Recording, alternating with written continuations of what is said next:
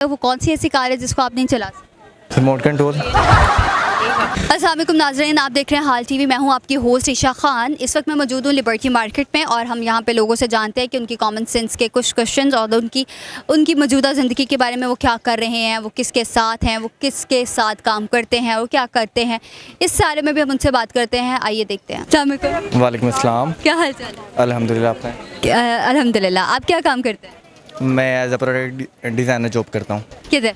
इधर गुलबर्ग में। गुलबर्ग में। तो आपका क्या नाम? मोहम्मद अहमद। मोहम्मद अहमद। आप ये सवाल बताइएगा, वो कौन सी ऐसी कार है जिसको आप नहीं चला सकते? कौन सी ऐसी कार है जिसको मैं नहीं चला सकता?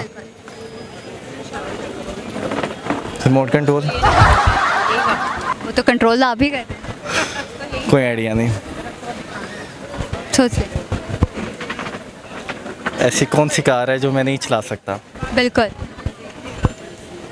जो टीवी में है, डिजिटल है। डिजिटली भी आप उसको ऑपरेट कर सकते हैं। नहीं है मेरे पास, ना हो एक्सेस ना हो फिर। एक्सेस चैनल चेंज करने की तो वजह नहीं ऑपरेट तो आप कर रहे हैं ना? नहीं। अस्सलाम वालेकुम। वालेकुम अस्सलाम। क्या करते हैं? मैं रिसर्चर हूँ। रिसर्च किस चीज़ पे रिसर्च करते हैं? आजकल मैं क्लाइमेट चेंज पे कर रहा हूँ। क्लाइमेट चेंज पे कर रहे हैं। कितने अर्से से आप रिसर्च कर रहे हैं? मैं तकरीबन 15 साल से 15 साल से। क्या मिलता है रिसर्च कर? रिसर्च करके हम डिफरेंट सजेशंस देते हैं गवर्नमेंट को, प्राइवेट सेक्टर को। पॉलिसीज़ बनती हैं, बजट में हर जगह अपने इनपुट देते हैं। और आपको उसका आउटपुट अच्छा मिलता है? मतलब मिलता तभी तक अभी तक चल रही है। चल रही है। चले, मेरा आपसे एक क्वेश्चन है, वो कौन सी ऐसी कार है जिसको आप नहीं चला सकते? जो जिसको हम नहीं चला सकते? Car car car. और क्या कर रहे हैं आप? और मैं क्या कर रहा हूँ? मैरिड है? जी मैरिड हूँ। कितने बच्चे? मेरी 2 बेटी हैं माशाल्लाह। माशाल्लाह। और दोनों स्कूलिंग? नहीं, एक स्कूल गोइंग है और एक अभी 3 इयर्स की होने होने वाली है। और आपका इस रिसर्च पे आप अभी करंटली किस चीज़ पे रिसर्च कर रहे हैं? स्मॉग पे।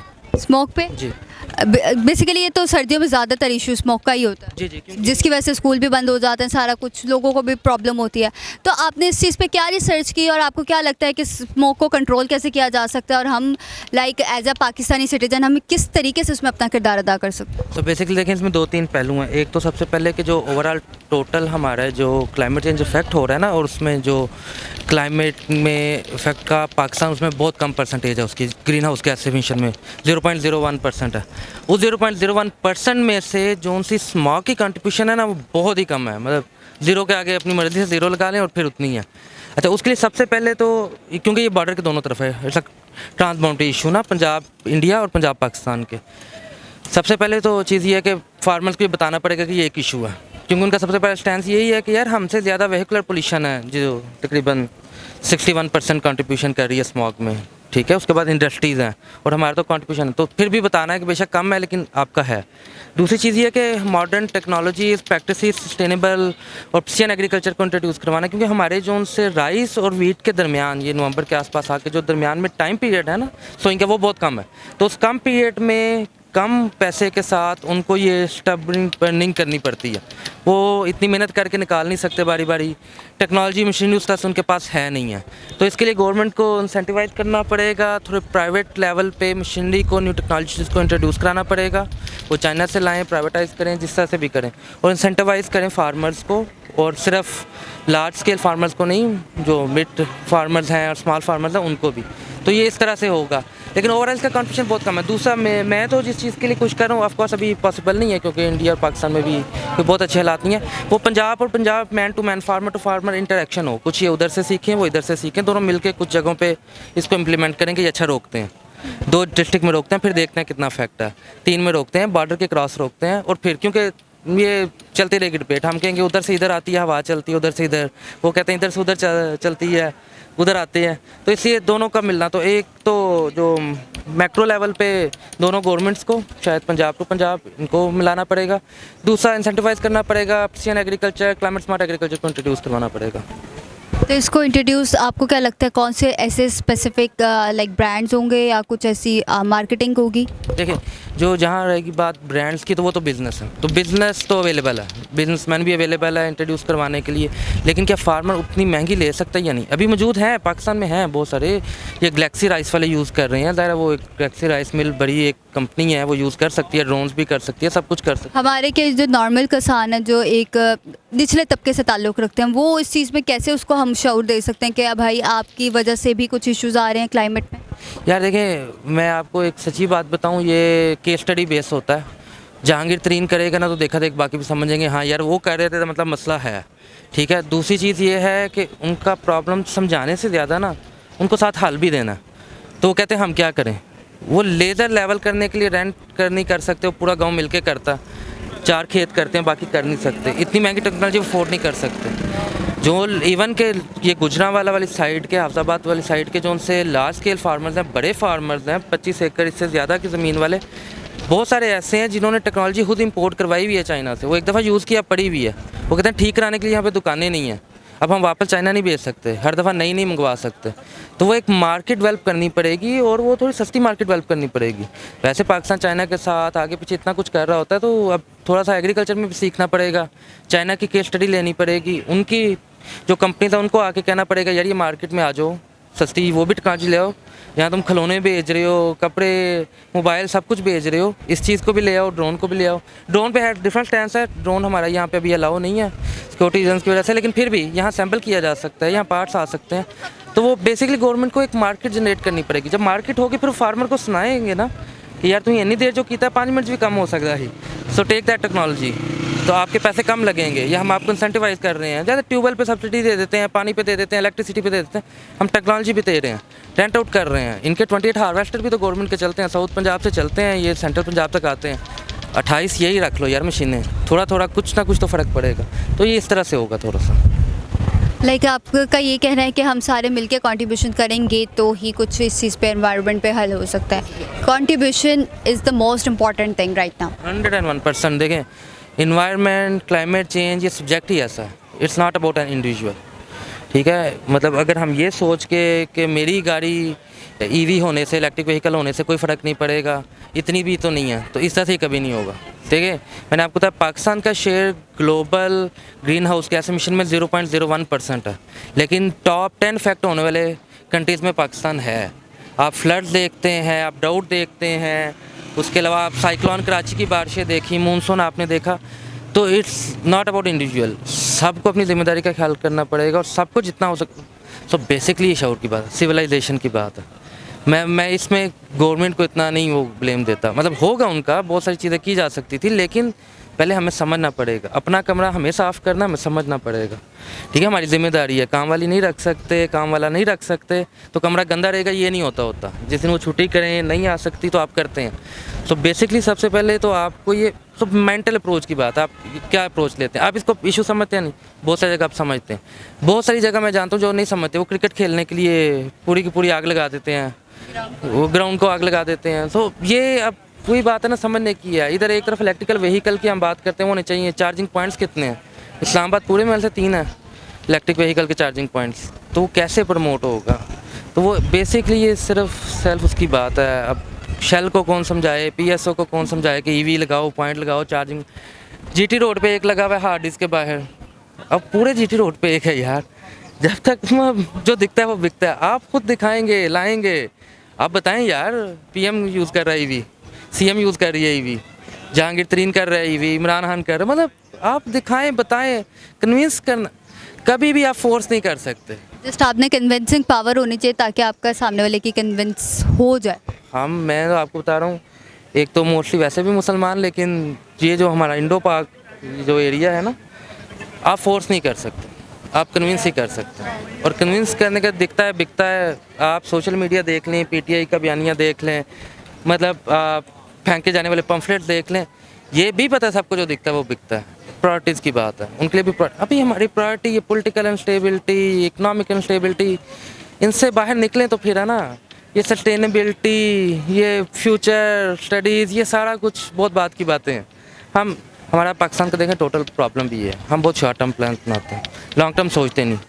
30 year plan, 35 year, 50 year plan अपना कोई नहीं है, अपना मनसूबा। आप करंट अफेयर्स के बारे में जान लेते हो, आप सारी चीज़ों के जानते हैं, आप अपना फ्यूचर नहीं बना पाते इस चीज़ में।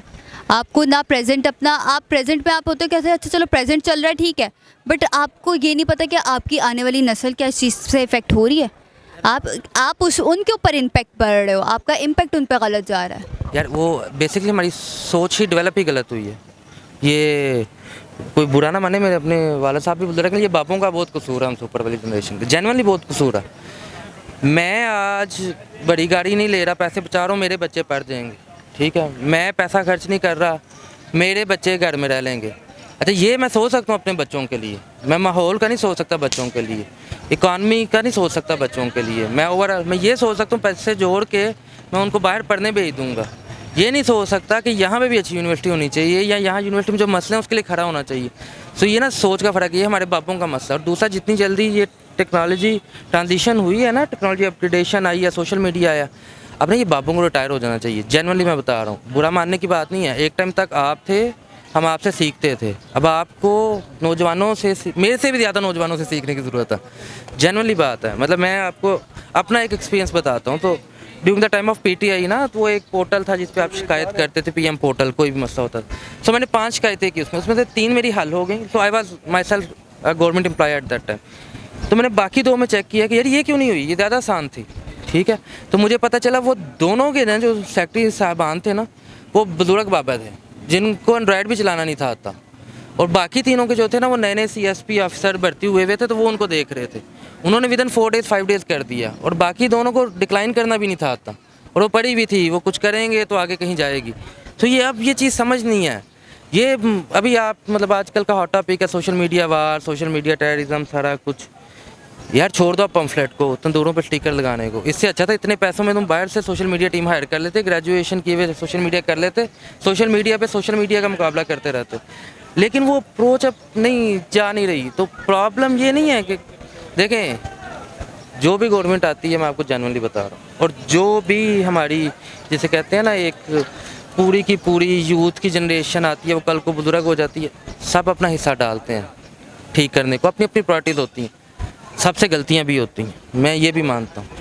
लेकिन वक्त के साथ अपने आप को अपडेट करना पड़ता है। हमने और इंडिया ने इकट्ठा सफ़र शुरू किया था, आप देख लें। बांग्लादेश ने बाद में शुरू किया था, आप देख लें। तो चाइना ने 30 साल में सारे रिफॉर्म किए हैं। तो उनके पहले 3 रिफॉर्म मैं आपको बताऊं, सबसे मज़े की बात, उनके पहले 3 रिफॉर्म क्या थे। सबसे पहला रिफॉर्म उनका ये था, उन्होंने बोला कि जो ड्रग्स यूज़ करते हैं ना, तो हम उनको समुद्र में फेंक देंगे। तो उन्होंने क्या किया, उन्होंने 4 टीयर्स बनाए। उसमें से जिनको डॉक्टर्स ने जवाब दे दिया था, उसमें से सिर्फ 1000 बंदा लेके ना समुद्र में फेंका। और उन्होंने बोला कि ड्रग नहीं अलाउ। सो बेसिकली वो ड्रग रिफॉर्म नहीं था, वो हेल्थ रिफॉर्म था। आप बीजिंग में अपने घर के अंदर भी सिगरेट नहीं पी सकते। वो कहते हैं आप बाहर पिए, हम साफ़ करेंगे माहौल को भी और सड़क को भी, आप अपने घर, वो हेल्थ रिफॉर्म था, ठीक है। दूसरा उन्होंने किया था, उन्होंने बोला जो सा बंदा करप्शन करेगा उसे तोप के आगे खड़ा करके गोला मार देंगे। 3 को मारा था। उन्होंने बोला वो जो है वो करप्शन नहीं थी रोकी जा रही, वो गवर्नेंस का रिफॉर्म था।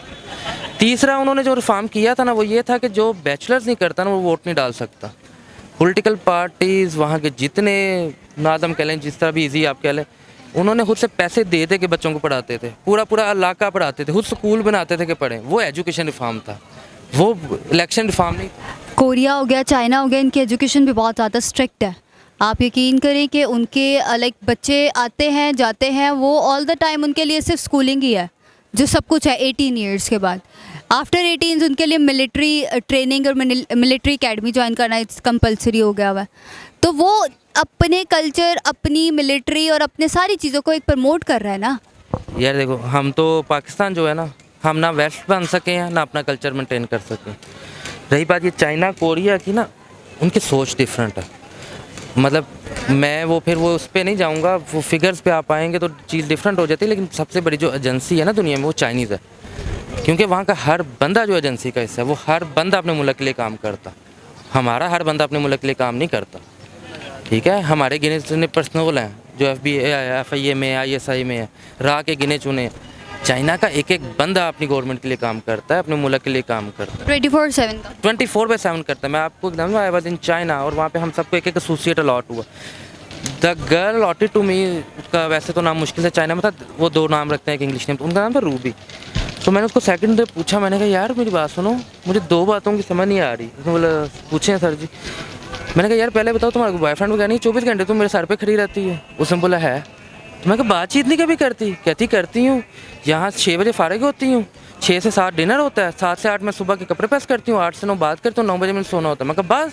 मैं कहा हमारे वहाँ तो 8 बजे बच्चे बात शुरू करते हैं, सुबह 8 बजे माँ कह रही उठ, ठीक है। और दूसरा मैंने कहा कि तुम यहाँ जो हो लॉ पढ़ रही हो, तो यहाँ तुम इकनॉमिक्स की इसमें क्या कर रही हो? उसने बोला जी मैं लॉ पढ़ रही हूँ, ठीक है, क्योंकि लॉयर मजबूत होते हैं। बनना मुझे म्यूजिशियन है, पियानोइस्ट, क्योंकि बंदे को वो करना चाहिए जो उसका शौक है। मैं इंटर्नशिप करी हूँ एक बायो लैब में, क्योंकि बिल्कुल डिफरेंट सब्जेक्ट है, तो आपको वहाँ पर सब्र आता है, बॉसेस को बर्दाश्त करना आता है। और मैं इसमें वॉलंटियर आई हूँ इकनॉमिक्स कॉन्फ्रेंस में, क्योंकि मुझे एक्सपोजर हो इंटरनेशनल का। वो लोग ऐसे सोच, वो मल्टीटास्कर बनना चाहते हैं और अपनी गवर्नमेंट के साथ मिलकर काम करना। और वो वॉलंटियर है, उसको फोर्स नहीं किया, उसको पैसे नहीं मिल रहे इस काम के, वो इस तरह सोचते हैं। हम ऐसे सोचते नहीं हैं। हम यहाँ, मैं आप वही बात आप जो पहले करी था, शॉर्ट टर्म सोचते हैं, कल का सोच लेंगे, आगे रमज़ान आ रहा है, महंगाई आ रही है, इतना ही सोचेंगे, ठीक है। ये हर साल के रमज़ान के लिए हमने कोई कभी नहीं बनाया कि यार इतनी % कीमतें जो भी होंगी 10% होगी, नहीं। जब रमज़ान आएगा 1 महीना पहले देखेंगे। हर साल के लिए हमने नहीं सोचा यार गंदम की शॉर्टेज होती है, क्या करना चाहिए अगले 10-15 साल के लिए, नहीं। अगले साल आएंगे तब देखेंगे कितनी इंपोर्ट करनी है, कहाँ बेचनी है, स्मगल रोकनी है, नहीं रोकनी है। गर्मी ज़्यादा होगी, अब क्या करना है, नहीं करना। अभी गर्मी ज़्यादा ही होनी है, सबको पता है क्लाइमेट चेंज है। आपकी मिनिस्ट्री अलहदा है यार क्लाइमेट चेंज की। और मैं आपको जेन्युइनली बताऊँ, मतलब लास्ट अमीन असलम साहब भी बड़े स्ट्रॉन्ग थे, लेकिन वो चले वो दूसरी तरफ थे। लेकिन ये रुमीना जो अभी कोऑर्डिनेटर हैं ऑन क्लाइमेट चेंज PM के साथ, बहुत काबिल लेडी हैं। मैं जेन्युइनली आपको बड़े वसूख के साथ कह रहा हूँ। तो मतलब आपको पता है काबिल लोग हैं, लेकिन आपने अब अगले साल की गर्मी के अगले साल ही सोचना। अभी से क्यों नहीं कि यार गर्मी अब हर साल बढ़नी है। देखिए सबको पता है, तो दुनिया चीख रही है, मीडिया चीख रहा है, क्लाइमेट चेंज 1% डिग्री अर्थ का टेम्परेचर बढ़ गया है, 2 डिग्री बढ़ जाएगा, फिर ये हो जाएगा। आपको पता है अभी नहीं तो 10 साल बाद बढ़ना है। लेकिन वो हमारी कोई लॉन्ग टर्म पॉलिसी नहीं है, कोई चक्कर ही नहीं है। एहसन इकबाल साहब ने लास्ट टाइम एक प्लान बनाया था जो उनसा था प्लानिंग कमीशन की तरफ से, वो भी PTI गवर्नमेंट आई तो वो चेंज हो गया, फिर PTI ने एक अपना बनाया, ये गवर्नमेंट आई, फिर ये चेंज हो। सो मतलब स्टिल आप क्लाइमेट के ऊपर कोई काम करते हुए नज़र नहीं आ रही कोई गवर्नमेंट? बेसिकली क्लाइमेट का मसला नहीं है। हर मुल्क की ना 2 पॉलिसीज़ होती हैं, स्टेट पॉलिसी और नेशनल पॉलिसी। जो स्टेट पॉलिसी होती है ना, कोई भी गवर्नमेंट आए, प्रोविंशियल, फेडरल, मतलब नेशनल, उसमें चेंज नहीं आ सकता, वो लॉन्ग टर्म होती है, वो रहनी है। नेशनल पॉलिसी चेंज हो जाती है उनकी मैनिफेस्टो के मुताबिक, हालात के मुताबिक, इवेंट पेंडेमिक के मुताबिक। फॉर एग्जांपल आपकी एक स्टेट पॉलिसी है, इंडिया को आपने कैसे डील करना, वो वही रहनी है, जो मर्जी चीफ ऑफ आर्मी स्टाफ आ जाए, जो मर्जी गवर्नमेंट आ जाए, ठीक है। लेकिन जो हमारी ये climate change this and that, ये वाली पॉलिसीज़ हैं, ये नेशनल पॉलिसीज़ हैं। लोग आते हैं, चेंज हो जाते हैं। हालांकि अब क्लाइमेट चेंज नेशनल सिक्योरिटी के अंडर भी आता है, फूड सिक्योरिटी नेशनल सिक्योरिटी के अंडर भी आती है, लेकिन वो सिक्योरिटी को वो प्रायोरिटी नहीं मिलती ना, क्योंकि वो स्टेट पॉलिसी नहीं है। Thank you so much for time. Thank you. Car सरकार यस। जैसा कि आपने देखा कि आज हम लोग थे लिबर्टी मार्केट में, हमने लोगों से बहुत सारी बातें की, उनसे उनकी पर्सनल लाइफ के बारे में भी थोड़ा डिस्कस किया, वो क्या करते क्या नहीं करते। मुझे आज का प्रोग्राम करके बहुत मज़ा आया और इंशाल्लाह मुलाकात होती है अगले प्रोग्राम में। अल्लाह हाफ़िज़।